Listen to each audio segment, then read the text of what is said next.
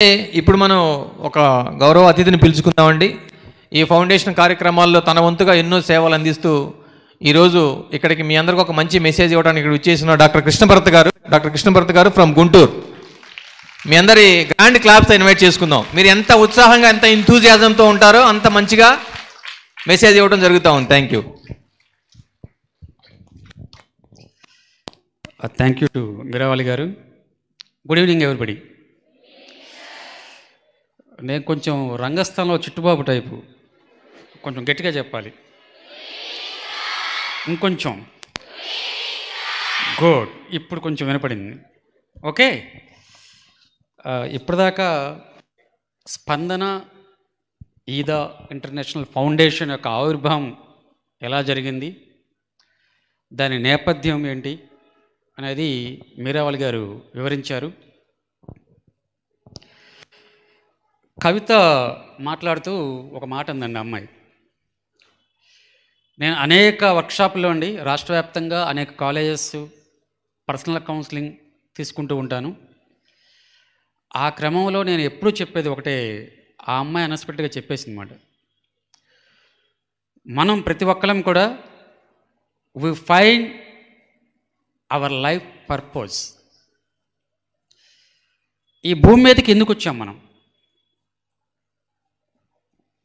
మీరు గమనించండి, సృష్టిలో ఏ ఒక్కటి వేస్ట్గా ఉండదని. ఒక చెట్టుతో ఉపయోగం ఉంటుంది, ఒక రాయితో ఉపయోగం ఉంటుంది, ఒక పుట్టతో ఉపయోగం ఉంటుంది. ప్రతి దానికి ఏదో ఒక పర్పస్ అనేది మనకు కనిపిస్తూనే ఉంటుంది. మీరు గమనిస్తే మన అరౌండ్ చుట్టూ ఉన్న ప్రకృతిలో కూడా ఏ ఒక్కటి కూడా వేస్ట్గా ఈ ప్రపంచంలో ఉండటం అనేది మీరు గమనించరు ఇప్పటివరకు కూడా. చెక్ వన్స్ ఎనీథింగ్ మీ చుట్టూ ఉండే ప్రతి ఒక్కటి దానికి కూడా ఏదో ఒక పరమార్థం ఉంది, ఏదో రకంగా ఉపయోగపడుతుంది. మరి వాట్ అబౌట్ అజ్? చెట్టు ఒక నీడిస్తుంది, రాయి కనీసం ఒక పండును కొట్టడానికి పనికొస్తుంది, పక్కనుండే కాలువ కొన్న పశువులు మనుషులో దాహం తీర్చుకోవడానికి పనికొస్తుంది. ఇలా ప్రతి ఒక్కటి ఏదో ఒక దానికి ఉపయోగపడుతున్నప్పుడు మనం దేనికి ఉపయోగపడుతున్నాం?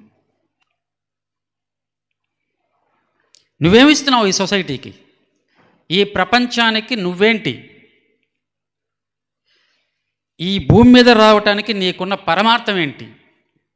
That is called life purpose. జీవిత పరమార్థం అంటారు. ఆ జీవిత పరమార్థం మనందరం ఫైండ్ చేసినప్పుడు, ఇంతకుముందు సార్ అనేక ఉదాహరణలు చెప్పారు.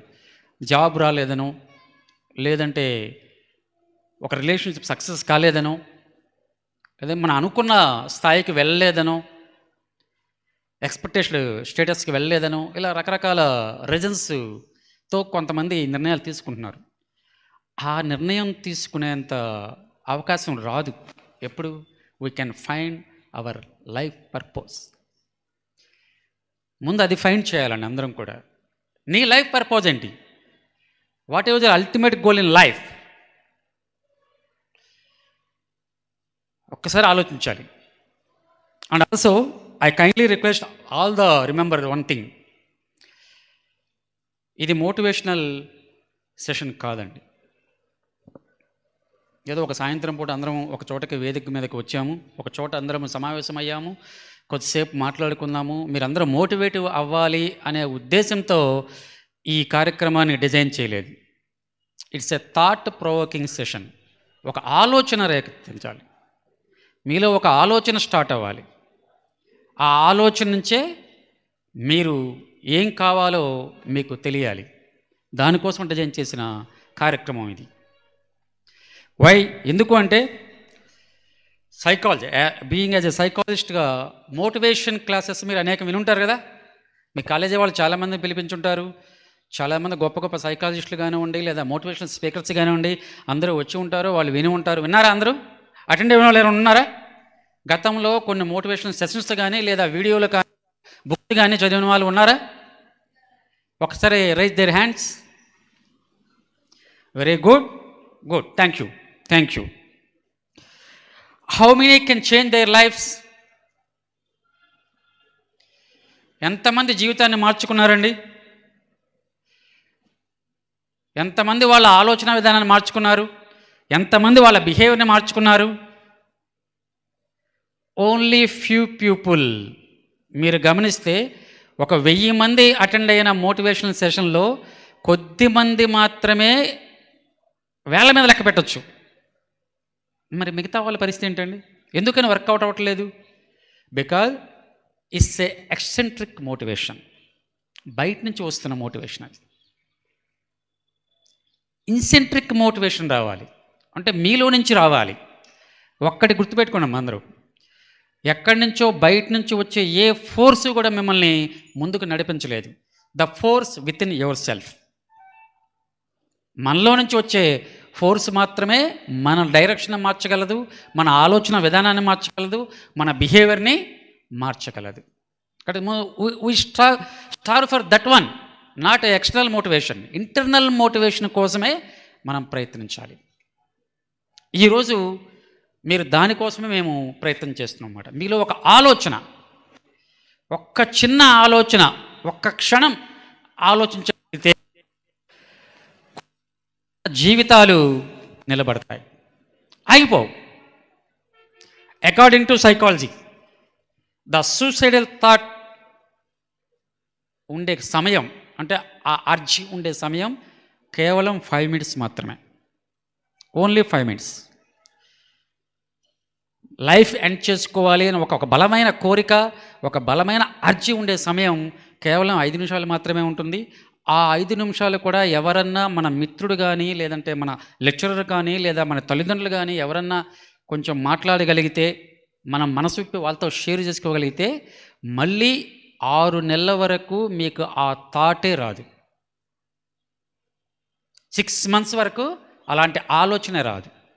సో ఇక్కడ ఏం జరుగుతుందంటే ఆ 5 minutesలో అవైలబిలిటీ లేక, ఎవరో ఒకరు లేక, అందుబాటులో లేకపోవటం వల్ల, లేదంటే వీళ్ళు ఎక్స్ప్రెస్ చేయడానికి సిద్ధపడకపోవటం వల్ల ఈరోజు మనం కొన్ని చూస్తూ ఉన్నాం. కొన్ని వార్తలు అంటే కొంచెం బాధాకరమైన విషయాలు మనం వింటూ ఉన్నాం. సో వాటిని, అలాంటి సిచ్యువేషన్ మనం ఆపాలి అంటే, అలాంటి సిచ్యువేషన్ మనం వెళ్ళకూడదు అంటే మనందరం చేయాల్సిన పని ఏంటంటే, ముఖ్యంగా మీరు యువర్ అని ఏ స్ట్రాంగ్ ఏజ్, ఒక బలమైన వయసులో ఉన్నారు. ఈ వయసులో మీరు ఎలా బిహేవ్ చేస్తారో, ఎలా ఆలోచించారో అదే మీ భవిష్యత్తులో రిఫ్లెక్ట్ అవుతుంది. అది రిఫ్లెక్ట్ అవుతుంది. సో ఇప్పుడు మీరు మీ లైఫ్ పర్పస్ని కనుక ఐడెంటిఫై చేయగలిగితే మిమ్మల్ని ఎవరు ఆపలేరండి. ఏ శక్తి మిమ్మల్ని ఆపలేదు, ఏ విజయం మిమ్మల్ని అంటే మీకు గర్వం వచ్చేట్టు చేయలేదు, అలాగే ఏ ఫెయిల్యూర్ కూడా మిమ్మల్ని కుంగిపోయేట్టు చేయలేదు. యు బికమ్ ఏ మెచ్యూర్డ్, ఒక స్థితప్రజ్ఞత అంటారు భగవద్గీతలో. రాగద్వేషాలకు అతీతంగా, జయాపజయాలకు అతీతంగా, బంధాలకు అతీతంగా, ఉద్వేగాలకు అతీతంగా, ఎమోషన్స్కి అతీతంగా ఉండగలిగే స్థాయికి రావాలి అంటే ఆటోమేటిక్గా మనందరం చేయాల్సిన పని, ఆ స్థితప్రజ్ఞత రావాలంటే మన లైఫ్ పర్పస్ ఏంటో కనిపెట్టాలి. ఈరోజు ఆలోచించండి ఫ్రెండ్స్, ఒక్క క్షణం కూర్చోండి ఈ సెషన్ అయిపోయిన తర్వాత. ఏంటి నా లైఫ్ ఏంటి? హూ ఆర్ యూ అని అడిగితే మీరు ఏం చెప్తారండి? Who are you? మీరెవరు?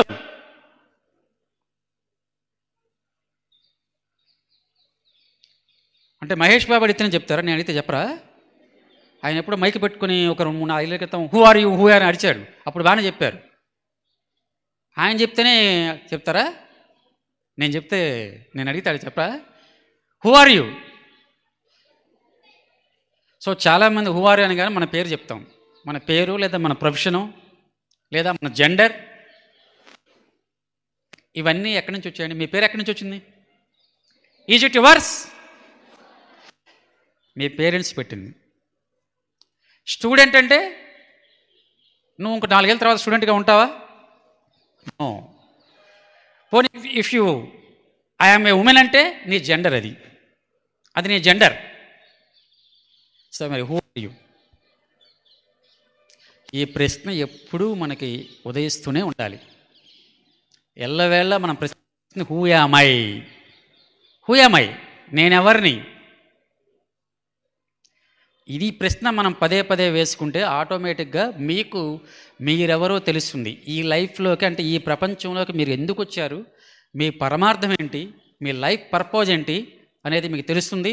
ఎప్పుడైతే ఆ లైఫ్ పర్పస్ మీ బ్రెయిన్లో షార్పెన్ అవుతుందో, no one can stop you, మిమ్మల్ని ఎవరు ఆపలేరండి. సో బయట మోటివేషన్ కోసం ఎప్పుడు చూడొద్దండి. నాలాంటి సైకాలజిస్టులు లేకపోతే మోటివేషనల్ స్పీకర్స్ వీళ్ళ కోసం ఎప్పుడు ఎదురు చూడద్దు. ఆయన ఎవరో వస్తారు, ఇది చేస్తారు, చెప్తారు, మమ్మల్ని ఉత్తేజపరుస్తారు, మేము ఇంకా దున్నేద్దాం అనుకోవద్దు. మీ లైఫ్కి మీరే డైరెక్టర్. ఇట్స్ ఎ సినిమా, ఒక మూవీ అనుకుంటే ఈ మూవీలో all the casting are yours. Director, నిర్మాత, hero, heroine, even the villain కూడా మీరే. విలన్ కూడా మీరే. ఎందుకంటే మన లైఫ్ని ఎవరూ పాడు చేయలేరు, మనం మాత్రమే పాడు చేసుకోగలం. అలాగే మన లైఫ్ని ఎవరు బాగు చేయలేరు. ఎవరు బాగు చేయగలరండి? ఎవరు బాగు చేయగలరు? మనం మాత్రమే మీరు మాత్రమే బాగు చేయగలరు. సో ఇది మనం గుర్తుపెట్టుకోవాలి. So the whole responsibility of life is yours. నేను ఇది సింపుల్ టర్మ్స్లో చెప్పాను. సైకాలజీ భాషలో దీన్ని లోకస్ ఆఫ్ కంట్రోల్ అంటారు. లోకస్ ఆఫ్ కంట్రోల్ అంటారు. మీరు అందరూ ఇంజనీరింగ్ స్టూడెంట్స్ అనుకుంటా, మేబీ అంతే కదా. సో ఏదైనా ఒక సెమిస్టర్లో ఒక సబ్జెక్టు ఫెయిల్ అయితేనో, లేదా కొంత తక్కువ మార్కులు వస్తేనో, తక్కువ పర్సంటేజ్ వస్తేనో, పేరెంట్స్ కానీ లేదా ప్రిన్సిపాల్ గారు కానీ అడుగుతారు, వాట్ ఈస్ ద రీజన్? ఏంటండి నీకు తక్కువ మార్కులు వచ్చాయి, లేదా ఎందుకు నీకు ఇంత తక్కువ పర్సంటేజ్ వచ్చింది అన్నప్పుడు కొంతమంది ఏం చెప్తారండి? ఏం చెప్తారు కొంతమంది? సో ఇక్కడ వాతావరణం బాగలేదు, చదువుకునే వాతావరణం లేదు, హాస్టల్లో మా రూమ్మేట్స్ గోల్ చేస్తున్నారు, లేదంటే డిస్టర్బ్ చేస్తున్నారు నన్ను, అందుకని నేను చదవలేకపోయాను, that's why getting less marks. లేదా డే స్కాలర్స్ అయితే ఇంటి దగ్గర నాకు చదివే వాతావరణం లేదండి, మా ఇంట్లో అంతా గోలగా ఉంటుంది, మాది పల్లెటూరు, వాళ్ళకి దే డోంట్ నో ద ఆ వాతావరణం ఎలా కల్పించాలో వాళ్ళకి తెలియదు, అందువల్లే నాకు తక్కువ మార్కులు వచ్చాను. అంటే some of the outer reasons, బయట కారణాలతో చెప్తూ ఉంటారు చాలామంది. That's called external locus control. మీ మార్కులకు లేదా మీ ప్రవర్తనకు లేదా మీ ఆలోచనకు మరొకరిని బాధ్యులు చేయటం ఎక్స్టర్నల్ లోకస్ ఆఫ్ కంట్రోల్. ఎవరికో ఇస్తున్నారు, మీ కంట్రోల్ని ఎవరికో చేతిలో పెడుతున్నారు అన్నమాట. So internal locus of control అంటే మన బిహేవియర్, నా ఆలోచన, నా ప్రవర్తన, నా మార్క్స్, నా ఉద్యోగం, నా లైఫ్, నా కెరియర్ మొత్తం కూడా నా చేతిలో ఉంది. ఇది ఇంటర్నల్ లోకస్ ఆఫ్ కంట్రోల్. ఏది బెటర్ అండి మనకి? మనలో ఏది ఉంటే better? External locus of control ఉంటే బెటరా, ఇంటర్నల్ లోకస్ ఆఫ్ కంట్రోల్ ఉంటే బెటరా? ఇంటర్నల్ లోకస్ ఆఫ్ కంట్రోల్ ఉండాలి. గుర్తుపెట్టుకోండి, ఎప్పుడైనా ఒక్కడే గుర్తుపెట్టుకోండి ఫ్రెండ్స్, నీ సంతోషానికో, నీ బాధకో, నీ విజయానికో, నీ దుఃఖానికో, నీ పరాజయానికో వేరే ఎవరు కూడా కారణమై అవ్వకూడదు. ఎవరో సంవన్ను ప్రేమిస్తే మనకి లైఫ్లో ఆనందం, ఎవరో సంవన్ మనం ప్రైజ్ చేస్తే మనకు ఆనందం, ఎవరో సంవన్ మనకి ప్రేమ చూపిస్తే ఆనందం, అంటే అది శాశ్వతమైనది కాదు. అది శాశ్వతమైనది కాదండి. అందరూ కూడా ఇంటర్ చదివే వచ్చి ఉంటారు, ఇంజనీరింగ్కి వచ్చారా? ఇంటర్ చదివే వచ్చారు కదా. సో ఇప్పుడు నేను మీకు కొత్త కెమిస్ట్రీ చెప్తాను. కెమిస్ట్రీ చదివారు అందరూ? ఒక కొత్త కెమిస్ట్రీ చెప్తాను. ఆల్రెడీ కొంతమందికి ఆ ప్రోగ్రామ్కి వచ్చిన వాళ్ళు తెలిసే ఉంటుంది. Love chemistry.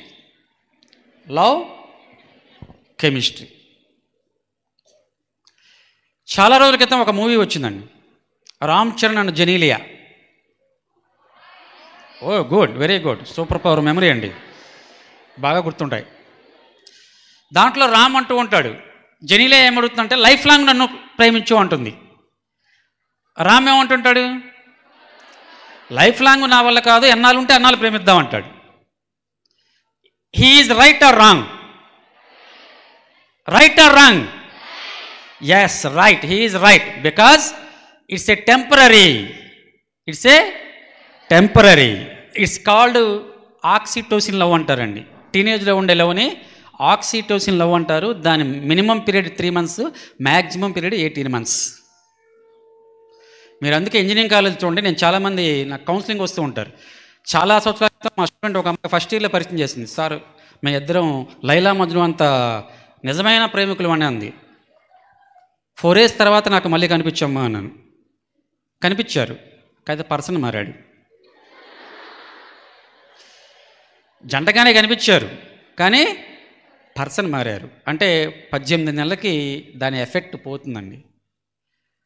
3 నెలలు ఉంటుంది మినిమం, మ్యాక్సిమం 18 months. 18 months తర్వాత నెమ్మదిగా ఆ టెంపో, అంటే ఆ ఆక్సిటోసిన్ అనే హార్మోన్ వల్ల వచ్చే టెంపో నెమ్మదిగా రెడ్యూస్ అయిపోతుంది. అప్పటి నుంచి స్టార్ట్ అవుతాయి అన్నమాట. అంతకుముందు ఏంటి, అంతకుముందు ఆ తర్వాత అనే ఒక సినిమా వచ్చింది, చూసారా మీరు? అంతకుముందు ఆ తర్వాత సుమంత్ అస్మిన్ అండ్ రెబ్బా. సో మీరు సినిమాలు తక్కువ అనుకుంటున్నారు, బాగా ఎక్కువ. ఓకే, అంటే ప్రేమించి పెళ్లి చేసుకునే ముందు ఎలా ఉంటుంది, పెళ్లి చేసుకున్న తర్వాత ఎలా ఉంటుందో చూపించారు. ఈ 3 months పీరియడ్లో లేదంటే 18 months పీరియడ్లో ఎలా ఉంటుందంటే, సపోజ్ మీ పార్ట్నర్ బిహేవియర్, అసలు నీ కళ్ళు చూస్తూ గడిపేయచ్చు అంటాడు. ఇంకేం అక్కర్లేదు, ఆకలి దప్పు లేవు, నీ కళ్ళు చూస్తూ అసలు ఆ కళ్ళు ఎన్నో చెప్తాయంటారు అన్నమాట. 18 months అయిపోయిన తర్వాత అలా గుడ్లప్పు చూస్తే నాకేం తెలిసిద్ది, చెప్పాలి కదా. ఓవరకు చూస్తూ ఉంటావు, చెప్తే కదా తెలిసేది అంటాడు ఆయనే, సేమ్ పర్సన్. అంతకుముందేమో హాలిడే వస్తే లేదంటే ఏదన్నా సందర్భం వస్తే లాంగ్ డ్రైవ్ వెళ్దాం అంటారు. ఇక్కడి నుంచి బాపట్ల బీచ్కైనా రెడీ, లేదంటే ఇక్కడి నుంచి ఊటీకైనా రెడీ బండి మీద, అంత ఊపుగా ఉంటారు. ఈ 18 months లేదంటే 2 months లేదంటే 2 years అయిపోయిన తర్వాత వెళ్దామంటే ఓపిక లేదబ్బా, ఎందుకులే పక్కన పార్క్ ఉందిగా అక్కడ కూర్చుందాం అంటే అంతకుముందు ఆ తరువాత. సో ఈ వేరియేషన్ చాలామంది గమనించుకుంటారు ఇప్పటికి, మేబీ గమనిస్తూ ఉంటే కనుక. సో ఇది ఎందుకు చెప్తున్నా అంటే, ఇది పర్మనెంట్ కాదు, ఇది టెంపరరీ అనేది గుర్తుంచుకోవాలి. సో కొన్ని రోజుల తర్వాత, కొన్ని సంవత్సరాల తర్వాత ఖచ్చితంగా ఆ ప్రభావం నుంచి మనం బయటకు వస్తాం. అప్పుడు అదే సర్వస్వం అనిపిస్తుంది, ఆ పీరియడ్లో అదే సర్వస్వం అనిపిస్తుంది. ఒకవేళ సంవత్సరం లేకపోతే మన లైఫ్ లేదనిపిస్తుంది, అంతా అంధకారం అనిపిస్తుంది. కానీ ఒక పీరియడ్ తర్వాత మనం దాటి వచ్చాము అంటే సంవత్సరం ఇంకొకరు ఎవరో వస్తారు మన లైఫ్లోకి, మన పార్ట్నర్ ఎవరో ఉంటారండి, రైట్ పర్సన్, అవర్ సోల్మేట్ ఎవరో ఉంటారు, వాళ్ళు వస్తారు ఖచ్చితంగా. కాబట్టి మనం ఇక్కడ గమనించాల్సిందంటే, తాత్కాలికమైన వాటి కోసం శాశ్వతమైన నిర్ణయాలు తీసుకోకూడదు. బాగా గుర్తుపెట్టుకోవాల్సిన అంశం, ఇట్స్ ఏ టెంపరరీ థింగ్. కొద్ది రోజులు మాత్రమే ఉండే ఒక ఫీలింగ్, ఒక ఎమోషన్, దానికోసం మనం ఒక శాశ్వతమైన నిర్ణయం, ఒక పర్మనెంట్ నిర్ణయాన్ని తీసుకోకూడదు. అందుకే సైకాలజీలు ఏమంటారంటే, suicide is a permanent solution to temporary problem. It's a permanent solution to temporary problem, what ever it may be, not only love failure, what ever it may be, any problem, maybe losing job, maybe unemployment, maybe poverty, maybe some goal failures, ఏదైనా కావచ్చు అండి. Everything is the temporary, everything is the temporary. So అలాంటి temporary విషయాల కోసం, తాత్కాలిక విషయాల కోసం మనం శాశ్వతమైన పరిష్కారాలని తీసుకోకూడదు. అండ్ వన్ మోర్ థింగ్, తాళం చూసారా, మీరు షాప్కి వెళ్ళి కొన్నారు కదా, హాస్టల్కి వచ్చేప్పుడు ట్రంక్ పెట్టి వేసుకోవడానికో లేదా రూమ్కి వేసుకోవడానికో తాళం కొనే ఉంటారు. మీకు తాళం ఒకటే ఇచ్చాడా, దాంతోపాటు కీ కూడా ఇచ్చాడా? ఎక్కడన్నా మీకు కీ లేకుండా తాళం అమ్మారా? చూసారు ఎక్కడన్నా? ప్రతి తాళంతో పాటు దాన్ని తెరవటానికి ఉపయోగపడే కీ కూడా ఉంటుంది. ప్రతి సమస్య కూడా దాన్ని పరిష్కరించడానికి ఒక పరిష్కారం ఉంటుంది. సమస్య వచ్చింది అంటే, తాళం వచ్చిందంటే తాళం చెవి రావాలి. సమస్య వచ్చిందంటే సమస్యతో పాటు దానికి పరిష్కార మార్గం కూడా వచ్చే ఉంటుంది. వీ కెన్ ఫైండ్ ఇట్ అంతే. ఇక్కడ రెడీమేడ్గా మనకు తాళం ఇచ్చారు, ఇక్కడ మనం ఏం చేయాలంటే తాళం కనిపెట్టాలి. ఆ తాళం ఏంటో కనిపెట్టగలిగితే చాలు. ఇది గుర్తుపెట్టుకోండి, any problem it's a lock. ఆ లాక్ తాళం ఎక్కడో చోట ఉంటుంది. ఎందుకంటే ఏ లాక్ కూడా కీ లేకుండా తయారు చేయబడదు. దాన్ని ఓపెన్ చేయడానికి కీ లేకుండా ఏ లాక్ కూడా ఎక్కడ మేడ్ అవ్వదు.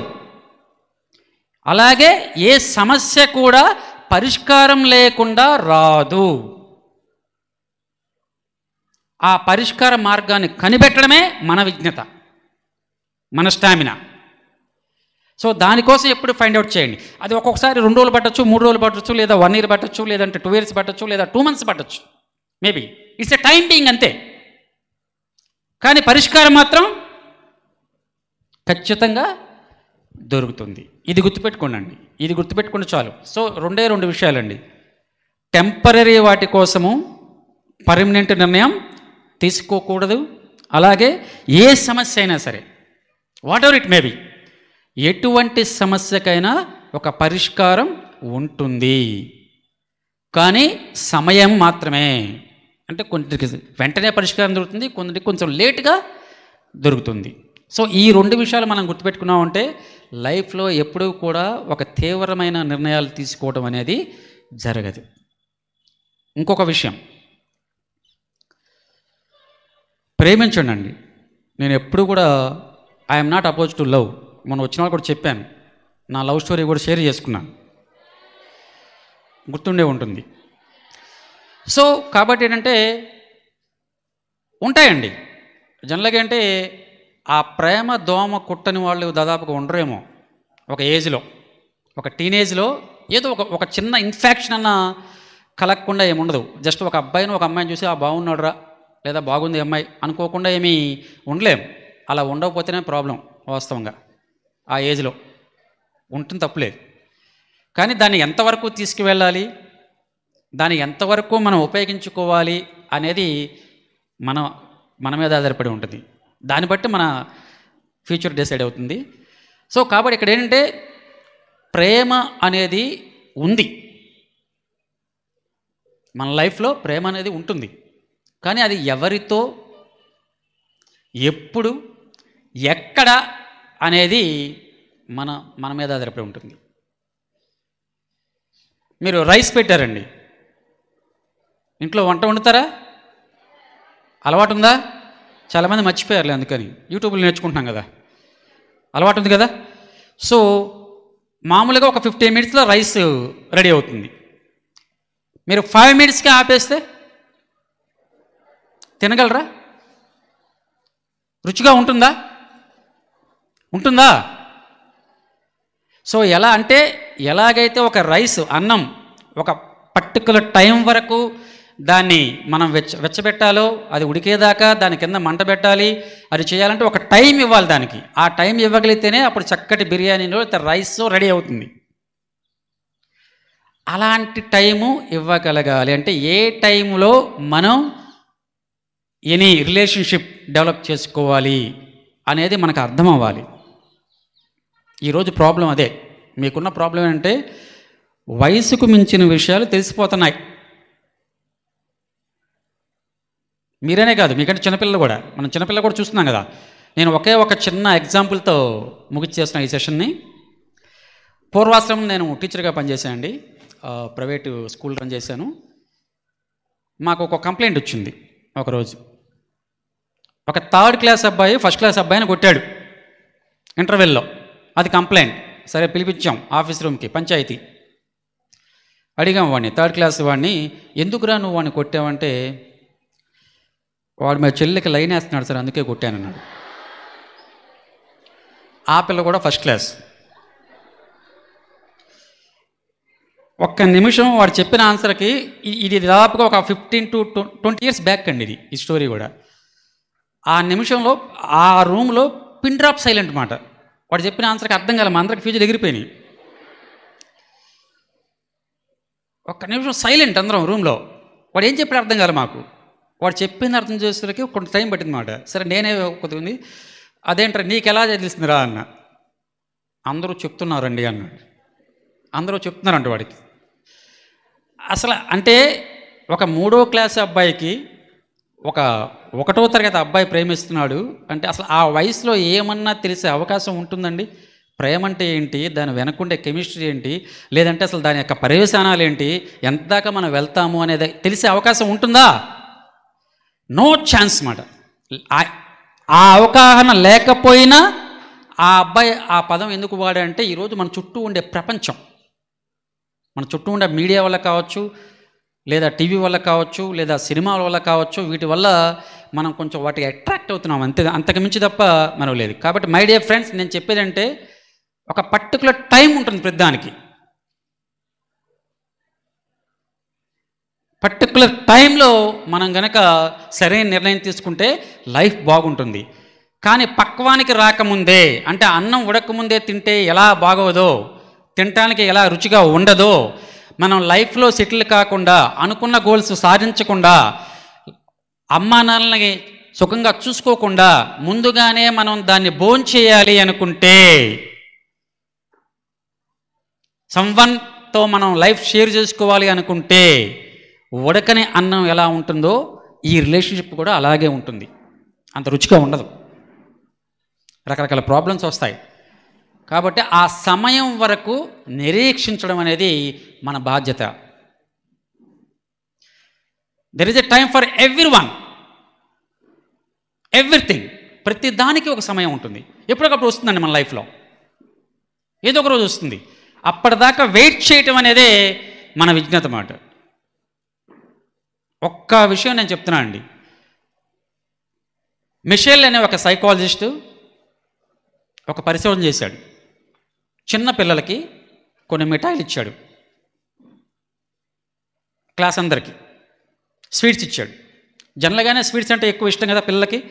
సో ఆయన అందరికీ ఇచ్చి ఒకే ఒక మాట చెప్పాడు, ఎవరైతే దీన్ని తినకుండా ఉంటారో 1 hour వరకు, 1 hour వరకు ఈ స్వీట్ ఎవరైతే తినకుండా ఉంటారో వాళ్ళకి నేను 2 స్వీట్లు ఇస్తానని చెప్పాడు ఆయన. 1 hour కనుక ఈ స్వీట్ తినకుండా ఉంటే నీకు 2 స్వీట్స్ వస్తాయి. అంటే అప్పుడు నీ దగ్గర మొత్తం 3 అవుతాయి, 3 స్వీట్స్ అవుతాయి. ఈ కండిషన్ పెట్టాడు ఆయన. పెట్టి ఆయన వెళ్ళిపోయాడు, రూమ్లో ఉండలా, వెళ్ళిపోయాడు ఆయన. మళ్ళీ 1 hour తర్వాత వస్తే కొంతమంది ఏం చేస్తారండి, కొంతమంది తినేస్తారు, కొంతమంది ఉంచుకున్నారు, కొంతమంది తినేశారు అన్నమాట. తరువాత మళ్ళీ ఒక 20 years తర్వాత ఎవరైతే ఈ క్లాస్ పీపుల్ ఉన్నారు కదా, ఆయన స్వీట్స్ ఇచ్చారే, వాళ్ళు ఎక్కడెక్కడ ఉన్నారని ఆయన పరిచయం, అంటే లైఫ్లో ఏ పొజిషన్లో ఉన్నారంటే, ఆ రోజు ఎవరైతే స్వీట్ తినకుండా మరో ఒక 2 స్వీట్స్ వస్తాయని వెయిట్ చేసిన వాళ్ళు, they are the winners and they are in the top position in society. ఆ ప్లేస్లో ఉన్నారు. ఎవరైతే ఆయన ఇచ్చేదే ఉందలే ముందు చేతిలో తినేద్దాము అని తినేశారో వాళ్ళు సాధారణమైన జీవితాన్ని గడిపేస్తూ ఉన్నారు అన్నమాట. అంటే డిలేయడ్ గ్రాటిఫికేషన్ అంటారు దీన్ని సైకాలజీలో. ప్లెజర్, ఇన్స్టెంట్ ప్లెజర్ కోసం మనం వెంపర్లాడాము అంటే శాశ్వతమైన ఆనందం దూరం అవుతుంది. These are all the instant pleasures. మన చుట్టూ ఉండేవన్నీ కూడా they are the instant pleasures, తాత్కాలికమైన సౌఖ్యాన్నిచ్చే అంశాలు అన్నమాట. ద రియల్ హ్యాపీనెస్ అనేది మనకి లైఫ్లో ఎప్పుడైతే మీరు అనుకున్న స్థాయికి చేరతారో, మీ తల్లిదండ్రులను బాగా చూసుకుంటారో, మీరు ఒక సెలబ్రిటీగా ఉంటారో, ఒక విన్నర్గా ఉంటారో, అప్పుడు వస్తుందన్నమాట. అది రావాలి అంటే వీటన్నిటినీ వాయిదా వేయగలిగే నైపుణ్యం, శక్తి, సామర్థ్యం మీ దగ్గర ఉండాలి.